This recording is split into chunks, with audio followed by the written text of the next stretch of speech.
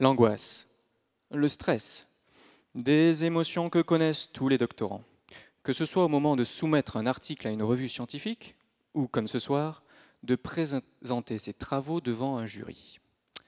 Bon, alors moi j'essaye de me rassurer. Je me dis que je ne suis pas le seul candidat dans cette galère et je me dis aussi qu'après tout, tous les organismes vivants sont soumis à des stress. Les espèces animales, mais aussi, croyez-moi, les végétaux. Tenez, prenons le blé par exemple.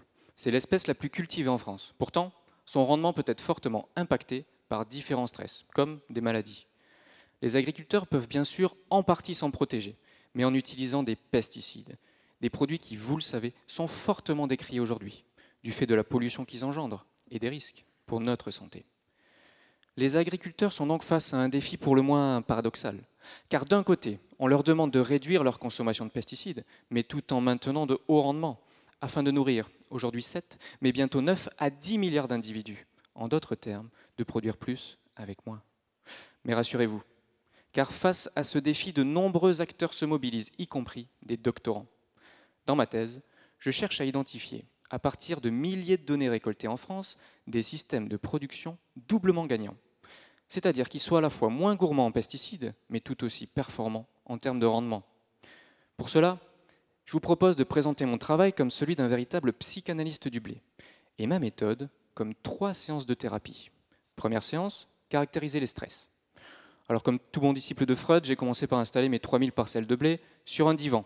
Puis, je leur ai posé des questions, sur leur parcours notamment. À ma grande surprise, j'ai identifié de nombreux parallèles entre les stress d'un épi de blé et ma vie de doctorant. Voyez plutôt. Manque d'oxygène au démarrage, concurrence avec le voisinage pour intercepter la lumière, et bien sûr, le coup de chaud à la fin. Bref, blé et thésard, même combat.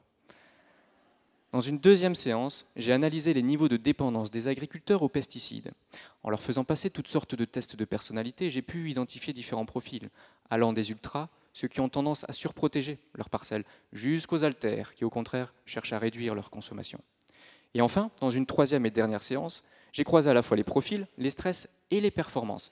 Et j'ai pu montrer que ceux qui ont le plus réduit leur consommation de pesticides, d'une part, n'ont pas forcément des rendements inférieurs aux autres, mais que plus intéressant encore, certains sont plus résilients, c'est-à-dire qu'ils arrivent à mieux tamponner l'effet du climat et des maladies.